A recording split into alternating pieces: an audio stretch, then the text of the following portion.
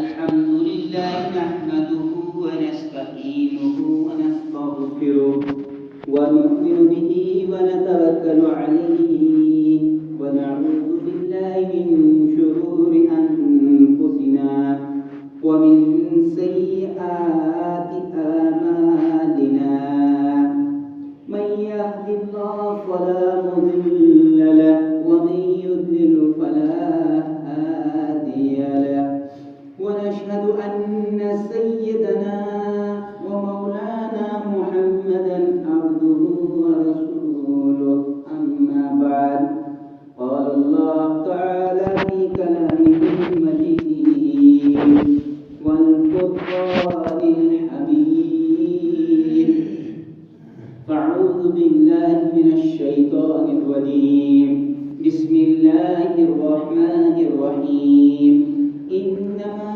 يخشى الله من عباده العلماء وقال النبي صلى الله عليه وسلم العلماء ورثة الأنبياء لم يورثوا درهما ولا دينارا أو كما قال عليه الصلاة والسلام.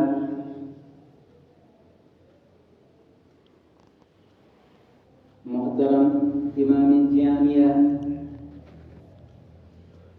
اور قابل قدر بزرگان دین، اللہ رب العزت کا سٹھا فضل و کرم ہے کہ جس خالق کائنات نے ہمیں یہاں جمع ہونے کی توفیق عطا بخشی. دعا کرے کہ اللہ رب العزت ہمارے جمع ہونے کو قبول فرمائے اور ذریعہ ہدایت اور ذریعہ ہدایت بنائے. سامعین اکرام، اللہ رب العزت اعلان کرتے ہیں کہ انما یخشی اللہ من عبادہ العلماء، کہ اللہ رب العزت سے وہی لوگ ڈرتے ہیں کہ جن کو اللہ رب العزت کی معرفت ہو. کیا اللہ رب العزت کی معرفت جن لوگوں کو نصیب ہو وہی لوگ اللہ سے ڈرتے ہیں. ورنہ آج ہمارا جو حال ہے، آج ہم جو زندگی گزار رہے ہیں، آج ہم جو دن گزار رہے ہیں، یہ وہ طریقہ ہے، یہ جو اسلام، یہ جو دین، یہ جو نمازیں اب ہمارا رواج بن گیا ہے. کیا جس طریقے سے ایک بندہ ایک رواج کو نبھانے کے لیے اس کو پورا کرنے کی کوئی کوشش کر رہا ہے، کوئی بھی رواج پورا کر رہا ہوں تو ایک رواجی طور پر ہم نماز پڑھتے ہیں، اذان ہو گئی، مین نماز کے وقت ہم مسجد میں جاتے ہیں. ورنہ اللہ رب العزت کے جو احکام تھے، اللہ رب العزت کا جو پیغام تھا، وہ ہم نے سارا پس پوچھ چھوڑ دیا. ہمیں بیدار ہونے کی ضرورت ہے. آپ دیکھتے ہیں کہ ہماری مسجدوں میں 4 بندے، 5 بندے، 6 بندے، اتنی بڑی مسجد، جبکہ اللہ رب العزت کا یہ اعلان ہے یا ایھا الذین آمنوا اذا نودی للصلاۃ من یوم الجمعہ فاسعوا الی ذکر اللہ وذروا البیع. کہ ایمان والو، جب جمعہ کے دن اذان ہو جائے گی، جب جمعہ کے دن پکارا جائے گا، جب جمعہ کے دن تمہیں بلایا جائے گا، تمام اپنا کاروبار چھوڑ کر مسجد کی طرف دو. فاسعوا الی ذکر اللہ وذروا البیع. کہ اللہ رب العزت کا یہ بہت ہی بڑا تحفہ ہے. اور اللہ کے پیارے حبیب صلی اللہ علیہ وسلم نے یہ فرمایا کہ یہ جمعہ جو ہے یہ مومن کا معراج ہے. الجمعہ حج المساکین معراج المؤمنین. کہ جمعہ جو ہے یہ مساکین، مسکین، اس کو کہا جاتا ہے کہ جو یہاں سے بیت اللہ جانے کی قوت نہیں رکھتا، کہ اس کے پاس اتنا مال نہیں ہے، اتنی دولت نہیں، لیکن اللہ نے فرمایا کہ میرے بندے تو آ جا مسجد میں، میرے گھر میں آ جا. تو اپنے کاروبار سے فارغ ہو کر، اپنی زندگی کے دوسرے معاملات سے فارغ ہو کر آپ مسجد میں آئے، تجھے یہاں حج بیت اللہ ملے گا، آپ کو یہاں بھی اللہ کا دیدار نصیب ہوگا. لیکن بدقسمتی ہماری، ہم دنیا کے پیچھے لگے رہے ہیں، صبح سے شام تک، شام سے صبح تک 24 گھنٹے ہمیں یہی فکر ہے کہ ہم کہاں کھائیں گے, ہم کہاں پیئیں گے, کہاں جیئیں گے, زندگی کا سکون ہمیں کس طریقے سے حاصل ہوگا. لیکن یہ سکون اس وقت تک ہمیں حاصل نہیں ہو سکتا جب تک کہ ہم اللہ اور اس کے پیارے حبیب صلی اللہ علیہ وسلم کے نقش قدم پر نہ چلیں, جب اس کے احکام کو, اس کے دستور کو ہم بجا نہ لائیں, یہ سکون ہمیں مل نہیں سکتا. ہم دنیا کی ہر منزل کو حاصل کر سکتے ہیں, دنیا کی اعلیٰ سے اعلیٰ محجات بنا سکتے ہیں, اعلیٰ سے اعلیٰ بلڈنگ بنا سکتے ہیں, اعلیٰ سے اعلیٰ بستر خرید سکتے ہیں اپنے پیسے سے, لیکن واللہ جو سکون قلب ہے وہ ہمیں پیسے سے حاصل نہیں ہو سکتا. وہ سکون قلب ہمیں اللہ ہی کی یاد میں ملے گا. اس لیے ہر بندہ اللہ سے یہی دعا کرتا ہے, ایاک نعبد و ایاک نستعین, کہ اللہ ہم تیری بندگی کرتے ہیں اور تیری بندگی کرتے رہیں گے, وَإِيَّاكَ نَسْتَعِينُ, اور تجھ سے ہی مدد مانگتے اور مانگتے رہیں گے. اور اس مدد مانگنے کے لیے, بندگی کرنے کے لیے اللہ رب العزت نے ہمیں ایک دستور دیا, وہ دستور ہمارے سامنے قرآن مجید ہے. لیکن آج ہم جو زندگی گزارنا چاہتے ہیں, آج ہمارے ذہن خراب ہو چکے ہیں, آج ہمارے پاس ٹائم نہیں, ہمارے پاس وقت نہیں ہے, آج ہمارے معاشرے حالت کیوں پریشان ہے, آج ہمارے معاشرے میں ہمارا نوجوان طبقہ کیوں خراب ہو رہا ہے. ہر ماں پریشان ہے کہ ہمارے بچے ہماری فرمان بردار نہیں ہے, ہمارے اولاد ہمارے فرمان بردار نہیں. اس کی وجہ کیا ہے؟ اس کی وجہ میرے بزرگ اور دوستوں یہی ہے, ہمارے پاس دنیا کے پیچھے ہم لگے رہتے ہیں, ہم اپنی نوکری کے پیچھے لگے رہتے ہیں, اپنے کاروبار کے پیچھے لگے رہتے ہیں. لیکن جس ماں کے پاؤں پہ جنت ہے, وہ کہتی, وہ ماں بھی ہے پریشانی کی, میرے بچے آج میرے فرمان بردار نہیں. اس کی وجہ یہی ہے کہ وہ جو ماں تھی, اس ماں کو اللہ رب العزت نے جو اولاد دی تھی وہ ایک بہت بڑی نعمت تھی, لیکن اس کی تربیت میں کوتاہی ماں بھی کرتی ہے, اس میں کوتاہی باپ بھی کرتا ہے. آج ہمارے پاس وقت نہیں ہے, ہم اپنا پورا وقت اپنی دنیا کے پیچھے لگا دیتے ہیں. ہمارے بچوں کی جو تربیت ہے, کیونکہ ہمارا بچہ ہمارے بچے جو آج 8th کے 9th کے 10th کے بچے, جب وہ بھی ایک اکیلا پن محسوس کرتے ہیں, اس وجہ سے, اس اکیلے پن کی وجہ سے وہ آج طرح کی منشیات میں پھنس جاتے ہیں, طرح کے نشے وہ کرتے ہیں. اس کی وجہ یہ ہے, آج جو ماں ہے وہ ماں بچے کا جو سکول پہلا مدرسہ ہے, پہلی یونیورسٹی ہے, یہ ماں کی گود ہے. اگر اس میں ہی اس بچے کو تربیت ملے گی. لیکن آج ہر بندہ, ہر عورت, ہر باپ اپنے کام میں لگا رہتا ہے, اس کے پاس ٹائم نہیں ہے. اس لیے میں گزارش کرتا ہوں آپ سے کہ ہمیں یہ کوشش کرنی چاہیے ہم اپنے بچوں کو ٹائم دیں. اپنی جو ماں ہوتی ہے اس کو اپنے بچوں کی تربیت میں تھوڑا کوشش کی, دنیا کے پیچھے, اپنی نوکری کے پیچھے 24 گھنٹے نہیں خرچ کرنے ہیں, بلکہ کچھ ٹائم, کچھ اوقات اپنے بزرگ کے لیے نکالے, تاکہ ہمارے جو بچے ہیں یہ کل ہمارے لیے یہ روشن, ان کا مستقبل روشن ہوگا. اگر ہم ان کے لیے صرف پیسہ خرچ کریں گے, صرف ان کی نوکری کی فکر کریں گے, صرف ان کے کاروبار کی فکر کریں گے, ان کے لیے اگر آپ دنیا کا کاروبار کھڑا کر کے رکھیں گے, دنیا بھر کی نوکریاں کر کے رکھو گے, لیکن اگر ہمارے بچوں کی تربیت اسلامی اعتبار سے نہیں ہوگی تو یہ ہمارے بچے منشیات میں پھنس جائیں گے. کیا اللہ ہماری حفاظت فرمائے. مفتی نذیر صاحب دامت برکاتہ شیخ الحدیث بانڈی پورہ وہ فرمایا کرتے تھے کہ چند 1-2 مہینے کا واقعہ ہے کہ ایک باپ جو تھا, ایک مزدور باپ تھا, وہ مزدور باپ اپنی محنت, اپنی کوشش کر کے پیسہ لا کر دن کو شام کو اپنی گھر والی کے پاس پیسہ دیتا تھا, اور پیسہ دیتا وہ بیچاری میڈم جو تھی وہ پیسہ لا کر میں رکھتے اب اس بزرگ کو اس کو یہ خیال تھا کہ ہمارے ایک بیٹا ہے اور ایک بیٹی ہے, ان کی شادی کرنی ہے, ان کی فکر شادی کی فکر ہے, بیٹی بھی جوان ہو گئی ہے,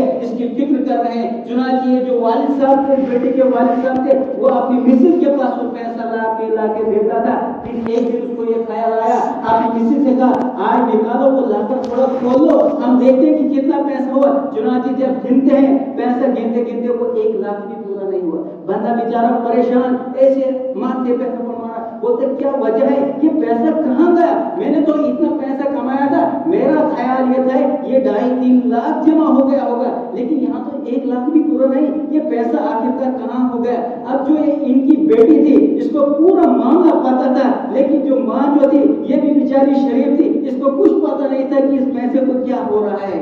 چنانچہ یہ جو ان کا بچہ تھا یہ کسی ڈرگس میں کچھ بندوں کے ساتھ کچھ دوستوں کے ساتھ مل کر ڈرگس کرتا تھا، نشہ کرتا تھا، اور ان دوستوں کی یہ باری ہوا کرتی، ایک دن میں لاؤں، ایک دن دوسرا میرا دوست لائے، تیسرے دن تیسرا دوست پیسہ لا کے اپنے وہ پارٹی کرتے رہتے تھے۔ ایسا کرتے کرتے یہ ان کا لڑکا بھی اسی ڈرگس پارٹی میں جمع مکس ہو کر اپنا پیسہ اپنے والد جو بیچارہ دن میں کماتا تھا یہ شام کو لا کر اپنے لاکر سے نکالتا۔ اب ماں بیچاری اس کو پتا نہیں، اس کی جو بیٹی تھی اس کو پورا معاملہ پتا تھا۔ اب آپس میں ان باپ جو یہ دونوں میاں بیوی تھے ان کو آپس میں بات چلی کہ یہ پیسہ کہاں لگایا آپ نے؟ یہ پوسٹ چھوٹ آگے کا روبن کو گئی یونیورسٹی گھومنے میں جائے تھا اس یہ چھوٹ ہے گھومنے دبن جو یونیورسٹی پاس ہے یہ پوسٹ تو سے پنے مائل سے تو پنے رشتہ دار یہ انسان پتہ شناس کہتے ہیں پنے مطابق تمہیں تشریح کرا تمہیں گورو کوز کرا کہ گھوم کہتے ہیں آخر کا یہ جو وزن اس کو پنے گھر والی جو اپنی گھر والی کی پٹائی کرتا ہے، پٹائی کرنے کے بعد وہ میکے پاس جاتی ہے۔ اب یہ جو بیٹی تھی اس کی اس نے بھی یہ معاملہ نہیں بتایا کہ اس کا وجہ کیا ہے، اس کا راز کیا ہے۔ اس کو پتا تھا کہ یہ میرا بھائی جو ہے یہ اس پیسے کو استعمال کرتا ہے، لیکن یہ کہتا ہے کہ اگر میں اس کو بتاؤں تو میرا باپ اب میرے بھائی جان کی بھی پٹائی کرے گا۔ اس لیے آپس میں یہ کرتے ہیں، یہ لڑکی بھی بیچاری گھبرا گئی کہ وہ سوچ کے اگر میں بولوں گا یہ بولیں گے پہلے آپ نے کیوں نہیں بولا۔ تو واقعہ یہاں تک پہنچتا ہے، یہ اپنی مسز کو مارتا ہے، یہ اس کی گھر والی جو تھی یہ اپنے میکے جاتے ہیں، میکے والے آتے ہیں ان اس کی پٹائی کرتے ہیں، دونوں کی آپس میں لڑائی جھگڑا، تو دونوں خاندان ویران، دونوں خاندان پریشان۔ یہ بھی بزرگ تھے اور اس نے اپنی مسز کو 3 طلاق دے دیے۔ کیا واقعہ کہاں اور وجہ کیا ہے اس کی؟ ایک بیٹے کی، ایک بچہ جو ہے اس کی۔ اب غلطی کس کی ہے؟ غلطی کس کی ہے؟ اگر دونوں کھوج کیا جائے غلطی ماں باپ کی ہے، کیونکہ اس ماں نے اس باپ نے اپنے بیٹے کے لیے ٹائم نہیں دیا۔ جب اس کو یوں ہی چھوڑ دیا، جب وہ ایسے فری میں رہا، اس کو اکیلا پن محسوس ہوا تو وہ بیچارہ ڈرگس میں ملوث ہو گیا۔ اس ڈرگس کی وجہ سے یہ گھر بھی ویران، وہ گھر بھی ویران، اور جو دونوں رشتہ داری تھی، دونوں فیملیوں کی دونوں رشتہ دار آپس میں رشتہ داری تھی ان میں بھی تناؤ بڑھ گیا، کیونکہ اس کے بھائی آئے، اس کی پٹائی کی، اس نے اپنی مسز کی پٹائی کی، پٹائی بھی چلی، کورٹ میں بھی کیس ہو گیا، طلاق بھی ہو گیا اور 3 طلاق ہو گئے۔ اب آپ جانتے ہیں کہ صحیح طلاق جس کو لگتی وہ دوبارہ اس کو اپنے نکاح میں نہیں لا سکتا، اس کے بڑے بڑے مسائل آپ جانتے ہیں، سب لوگ جانتے ہیں۔ تو یہاں تک مسئلہ پہنچتا، اور اگر تحقیق کی جائے، غور و فکر کی جائے، فکر کیا؟ ایک بچے کا جو ایک بچہ ڈرگس میں ملوث ہو گیا، اس کی وجہ سے دونوں ویران، دونوں خاندان ویران، دونوں گھر ویران، آپس میں لڑائی جھگڑے، اور آگے بھی نہ معلوم کب تک کورٹ میں کورٹ کیا فیصلہ دے گی۔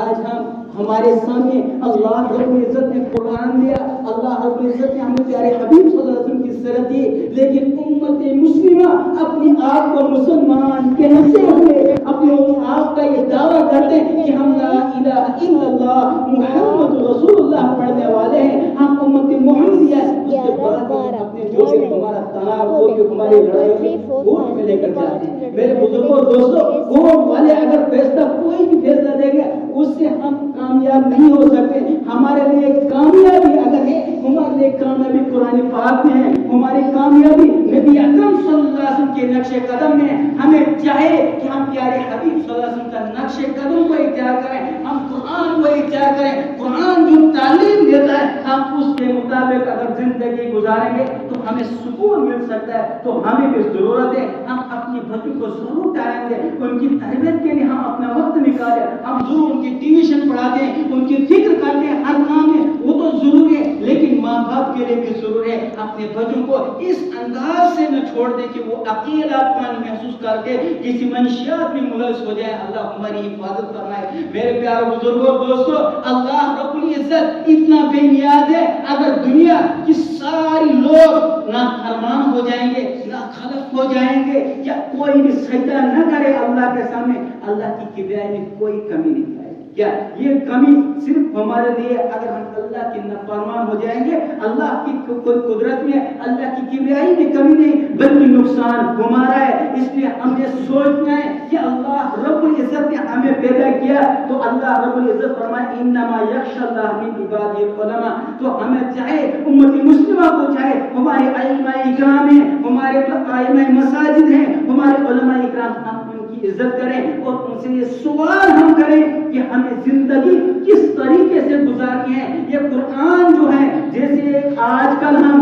دنیاوی حبیب و طبیبوں کے سامنے چلتے رہتے ہیں, ہم علماء سے بھی پوچھیں کہ یہ قرآن جو ہے اس کا پیغام ہمارے لیے کیا ہے, اس کا پیغام اس نوجوان بچے کے لیے کیا ہے, اس کا پیغام ماں باپ کے لیے کیا ہے, اس کا پیغام کیا ہے. تو وہ پیغام لے کر ہم اپنے گھروں تک پہنچائے, اپنی فیملی تک وہ قرآن کا پیغام پہنچائے کہ اللہ کے احکام ہمارے اوپر کیا ہے. تو ہم زندگی گزاریں تو زندگی گزاریں اس طریقے سے کہ ہم سے ہمارا خالق, ہم سے ہمارا مالک راضی ہو جائے. ورنہ اگر ہماری زندگی اس طریقے سے نہ گزری تو یہ زندگی نہیں بلکہ یہ شرمندگی ہے. اللہ ہماری شرمندگی سے حفاظت فرمائے. میرے بزرگوں دوستوں, ہمیں ضرورت ہے ہم اس قرآن سے وابستہ ہو جائیں. یہ قرآن ہمارے لیے یہی پیغام لے کر آیا ہے. یہ قرآن جو ہے اس میں رحمت ہے, اس میں برکت ہے, اس میں عظمت ہے. لیکن آج میں اور پیارے حبیب صلی اللہ علیہ وسلم جو تھے وہ رحمت للعالمین ہیں, وہ رحمت للعالمین ہیں بھی اور رہیں گے بھی. اگر خامی ہے, خامی ہم میں ہے کہ ہم اپنے آپ کو یہ ضرور کہتے ہیں ہم امت مسلمہ کے لوگ ہیں, ہم کلمہ پڑھنے والے ہیں, لیکن کلمہ ہم نے صرف دستور کے اعتبار سے جیسے ہم کوئی رسم نبھاتے ہیں اس طریقے سے آج ہماری نمازوں کا حال ہے.